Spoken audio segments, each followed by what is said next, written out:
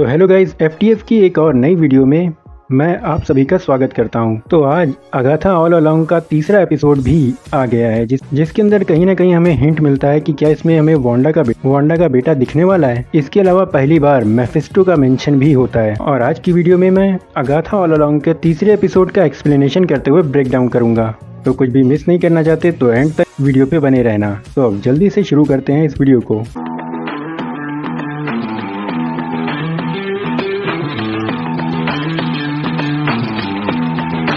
तो एपिसोड शुरू होता है और हमें इस एपिसोड का टाइटल देखने को मिलता है जो कि होता है through out many miles of tricks and trials. जिसके बाद हमें अगाथा एंड टोली दिखाई जाती है जो कि उसी रास्ते पे आगे बढ़ रहे होते हैं, जहां बाकी विचेस जो होती हैं वो पूछती हैं कि आखिर आगे होने क्या वाला है। जिस पे अगाथा कहती है कि यहाँ पर हम सभी का इम्तिहान होगा और हम सबके हुनर का भी। जिस बात पे जेस कहती है कि हमारे पास तो पावर्स भी नहीं है, हम इन मुसीबतों से कैसे निपटेंगे। जहाँ ये लड़का जिसे अगाथा ने नाम दिया है टीन, तो हम इसे टीन ही बुलाएंगे। तो यहाँ पर टीन अपने ज्ञान की बारिश इन विशेष के सामने करता है, जहाँ ये सभी इसकी बातें सुनकर हैरान रह जाती हैं कि आखिर ये विच क्राफ्ट और ब्लैक मैजिक के बारे में इतना सब कैसे जानता है, जैसे कि ये इसके घर की खेती हो। जिसके बाद ये सब इससे इसका नाम पूछती हैं। और अब इस जगह पे इनके सामने ये रिवील होता है कि इसके ऊपर एक मैजिक स्पेल किया गया है जिसे कि मोहर कहते हैं, और ये उन चीज़ों के ऊपर किया जाता है जिनके बारे में या जिन्हें छुपाना हो। हालांकि मैं पिछले एपिसोड में सोच रहा था कि जब ये किसी को अपना नाम बताता होगा तो वो कैसे समझ पाता होगा, जिसको लेकर के इस एपिसोड में क्लेरिफिकेशन मिल गया है, जो कि ये है कि यहाँ पे सिर्फ विचेस को इसका नाम नहीं समझ में आएगा, बाकी सब लोग इसका नाम समझ सकते हैं। जिसके बाद अगाथा एक एक करके इन सबको समझाना शुरू करती है, जहां ये लोग देखते हैं कि मिसिस हार्ट या फिर शैरन गायब हो गई हैं। जिसके बाद एक चीख की आवाज़ आती है और ये लोग जब उस आवाज़ का पीछा करते हुए जाते हैं तो उन्हें मिसिस शैरन दिखाई देती हैं जो कि मिट्टी में धसी जा रही होती हैं। जिसके बाद ये सभी मदद करते हैं मिस शैरन की बाहर निकलने में। जिसके बाद इन्हें एक घर दिखाई देता है। यहाँ पे देखने वाली बात यह है कि जिस जगह पे ये खड़े होते हैं उस जगह पे तो अंधेरा होता है, पर जिस जगह पे ये घर होता है उस तरफ काफी सारी लाइट होती है, जैसे वहाँ पे सूरज निकला हो। जिसके बाद ये लोग उस घर की तरफ बढ़ने लगते हैं और उस घर में एंटर करते ही इन सब का हुलिया बदल जाता है, यानी कि इनके कपड़े, हेयर स्टाइल वगैरह, यहाँ तक कि जिन जिसके सिर पे बाल ही नहीं थे उसके भी बाल निकल आते हैं। जिसके बाद वहाँ इन्हें एक कार्ड मिलता है जिसके ऊपर इनके पहले टेस्ट के बारे में लिखा होता है, और उसकी दूसरी तरफ लिखी होती है एक पहेली जो कि इनका टेस्ट होता है, जो कि होती है my age has value, I am no fun alone, I mess with your mind, my tricks are well known.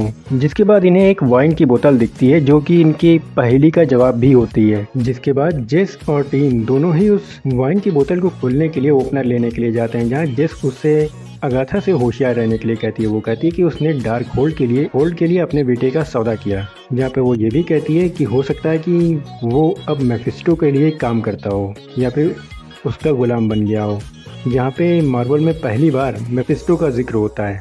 जिसके बाद नतीजा ये निकलता है कि इन्हें वो वाइन पीनी होती है और ये सब एक एक गिलास में वो वाइन निकाल कर पीते हैं। और जैसे ही ये उसे पीना शुरू करते हैं वहाँ पे एक टाइमर शुरू हो जाता है जिसमें 30 मिनट का टाइम लगा हुआ होता है। और इसी बीच टीन एलिस के पास जाकर के उससे बातचीत करता है, जहाँ वो उसके हाथ पे बने हुए टैटू के बारे में पूछता है। तो वो बताती है कि ये मेरी माँ ने बनवाया था, जिनका कहना था कि हमारे खानदान की औरतें श्रापित हैं जिसकी हिफाजत के लिए ये टैटू है। और जब उससे टीन उसकी एज पूछता है उस वक्त की, तो वो बताती है कि वो सिर्फ 13 साल की थी। जिसके जवाब में टीन कहता है कि मैंने भी 13 साल की उम्र में काफ़ी कुछ झेला है, जो कि हिंट हो सकता है कि ये वांडा का बेटा हो सकता है। अब आप सोचोगे कि कैसे, तो क्योंकि जब वांडा के साथ वो सारे कांड हुए थे उस वक्त उसके बच्चों की भी उम्र करीब 13 साल की थी। और अगर ये सच में वांडा का बेटा है तो सोचने वाली बात यही है कि ये जिंदा कैसे है। और अगर ये वाकई में वांडा का बेटा ही है तो ये कहीं ना कहीं या तो डार्क होल को वापस लाने की कोशिश करेगा या फिर वांडा को जिंदा करने की कोशिश करेगा। खैर जो भी हो, जैसे जैसे सीजन आगे बढ़ेगा हमें इन सब के बारे में जवाब मिलते रहेंगे। जिसके बाद अचानक से मिस शैरन का चेहरा सूज जाता है, जिसे देख करके ये लोग काफ़ी डर जाते हैं। जिसके बाद एक एक करके सभी के चेहरे सूजने लगते हैं बिल्कुल उसी तरह। जिसके कुछ ही देर के बाद इन सब के चेहरे नॉर्मल हो जाते हैं, जिस पर इन्हें पता चलता है कि इन्होंने जो वाइन पी है उसमें एक खास तरह का जहर है। जिसके बाद ये लोग काफ़ी परेशान हो जाती हैं, पर अगाथा यहाँ से निकलने की कोशिश करती है, जिस पे ये लोग कहती हैं कि उन्हें जहर से निपटने की कोशिश करनी चाहिए। लेकिन उसके बाद पता चलता है कि अगाथा ने अपना गिलास पिया ही नहीं, उसने अपनी वाइन फेंक दी थी, पर जब उसने गिलास किनारे रखा तो उसके अंदर वापस से वाइन भर गई। जिसके बाद ये लोग जिद करके अगाथा को वो वाइन पिलाने की कोशिश करते हैं, और जब वो कई बार मना करती है तो टीन उस वाइन को पीने की कोशिश करता है। और यहाँ पे मेरे लिए ये देखना काफी शॉकिंग था कि उसे बचाने के लिए अगाथा वो गिलास पी जाती है, जिसे किसी की भी परवाह नहीं। जिसके बाद अगाथा जिन से एंटीडोट बनाने को कहती है, क्योंकि वो पोशन बनाने में माहिर थी, ये उसका हुनर था। जिसके बाद जल्दी जल्दी ये लोग वो सारा मटेरियल ढूंढने की कोशिश करते हैं जो भी उस एंटीडोट के तैयार होने में चाहिए। और इस जहर में एक और ख़ास बात थी कि जो भी इसे पिएगा उसे हेल्यूसिनेशन होगा और उसे उसका डर दिखाई देगा, या फिर उसकी ज़िंदगी के कुछ गहरे राज, जो कि हम यहाँ पे एक एक करके इन सब की लाइफ के देख पाते हैं। जैसे लिलित को एक लड़की दिखाई देती है जो उससे पीछे आने को कहती है, और जब लिलित उसके पीछे जाती है तो वहाँ पे एक डरावनी औरत होती है और उसके पीछे एक और डरावना साया होता है, जिसे देख करके वो काफ़ी घबरा जाती है। इसके अलावा हमें जेस को दिखाया जाता है जो एंटीडोट बनाने की कोशिश कर रही होती है, पर तभी उसे एक आदमी दिखाई देता है जो कि उस पर काफ़ी गुस्साता है और उस पर अटैक भी कर देता है। और यहाँ पे ये सब उसका हेलुसिनेशन होता है। इसी तरह से एलिस को उसकी माँ डरा देती है, जो कि उससे कहती है कि अब मैं तुम्हारी रक्षा नहीं कर सकती। जिसके बाद ये लोग वो सारा सामान ले करके उस जगह पहुँचते हैं जहाँ पे जेस ये एंटीडोट बना रही होती है। पर ये लोग देखते हैं कि अब इनके घर के बाहर अब पूरी तरह से पानी भर चुका है, या फिर कहा जाए कि ये घर पानी के नीचे चला गया है, जो कि काफ़ी अजीब होता है।